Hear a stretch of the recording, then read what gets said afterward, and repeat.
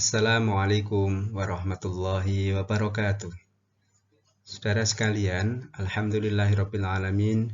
Pada pagi hari ini kita akan menjelaskan sedikit tentang atau mereview materi tentang manajemen kurikulum yang sudah kita pelajari dalam satu semester ini. Alhamdulillah, kita sudah menyelesaikan perkuliahan kita meskipun dengan situasi yang seperti kita rasakan hari ini, kita perkuliahan melalui daring.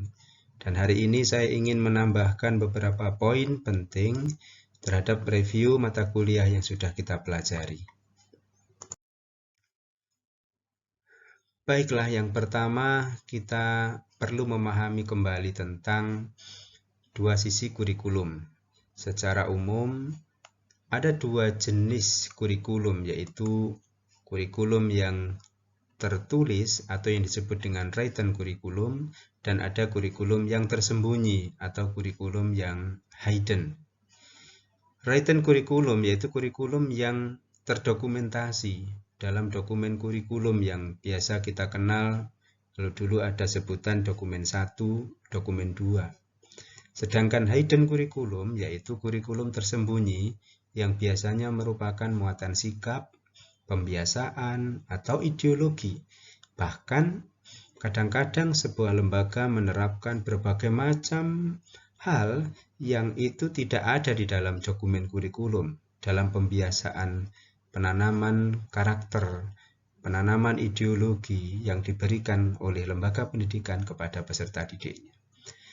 Keterpaduan antara kedua jenis kurikulum tersebut penting untuk mewujudkan profil peserta didik yang tidak hanya berprestasi, tetapi juga berkarakter. Keduanya akan berjalan saling menguatkan dan membentuk budaya sekolah, atau yang disebut dengan school culture. Ini yang pertama.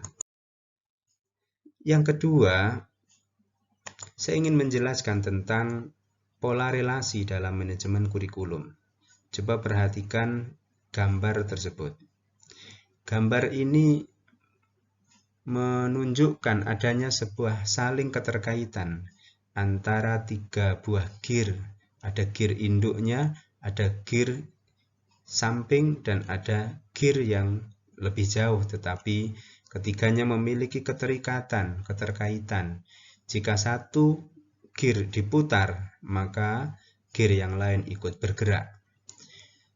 Gear induk ini kita umpamakan sebuah kurikulum yang di dalamnya memuat rumusan profil lulusan, profil kompetensi lulusan yang dirumuskan dalam kompetensi inti, kompetensi dasar, dan juga dijabarkan di dalam seperangkat pembelajaran. Apa itu? Seperti Prota atau program tahunan, Promes, program semester. Juga ada rencana pembelajaran yang disebut dengan RPP. Rumusan kurikulum ini berkonsekuensi pada kebutuhan perangkat pendukung yang lain. Gear yang kedua itu adalah perangkat pendukung yang meliputi diantaranya SDM, berupa guru dan tenaga kependidikan, sarana dan prasarana, juga sumber dan bahan ajar. Semuanya ini berkonsekuensi pula pada anggaran pendidikan yang dibutuhkan. Dalam manajemen anggaran dibutuhkan analisis sumber dana, alokasi, dan distribusi. Itu semua saling terkait satu dengan yang lainnya. Kemudian selanjutnya saya ingin menjelaskan tentang proses manajemen kurikulum. Kita sudah banyak diskusi tentang ini, bahwa proses manajemen kurikulum itu setidaknya mencakup 4 tahapan pokok, yaitu planning, kemudian developing, implementing, dan juga evaluating. Pada tahap perencanaan, yang dibutuhkan diantaranya adalah studi kelayakan. Apa itu studi kelayakan? Yaitu bagaimana melakukan kajian terhadap kebutuhan masyarakat, kelayakan lembaga ini diselenggarakan. Analisis kebutuhan, need assessment. dan juga penyusunan konsep awal perencanaan kurikulum. Di sini nanti akan menggunakan model pengembangan kurikulum, mana yang mau digunakan. Kemudian pada tahap pengembangan, minimal di dalamnya mencakup penyusunan dokumen kurikulum yang tadi menerapkan model tertentu, mengadopsi tahapan-tahapan kurikulum menggunakan model tersebut, kemudian mengembangkan perangkat pembelajarannya, melakukan uji coba kurikulum sampai pada dinyatakan kurikulum itu layak untuk diimplementasikan. Kemudian pada tahap ketiga, pelaksanaan atau implementasi kurikulum adalah tahap penyelenggaraan pendidikan di lembaga pendidikan yang dapat dimulai dengan uji coba atau yang dapat dimulai dengan skop yang terbatas dulu. Maka kalau kurikulum 13 kemarin ada namanya sekolah percontohan atau ada sekolah sasaran. Setelah diterapkan di beberapa sekolah secara terbatas dan hasilnya bagus, dilakukanlah diseminasi, disebarkan, ditularkan kepada lembaga lain, yang kemudian di lembaga itu secara nasional kemudian seluruhnya menerapkan kurikulum yang dikembangkan. Pada tahap evaluasi adalah proses pemantauan di lapangan, bagaimana memberikan penilaian dan evaluasi, memberikan proses perbaikan, penyesuaian, dan berbagai macam penyempurnaan sesuai dengan kebutuhan.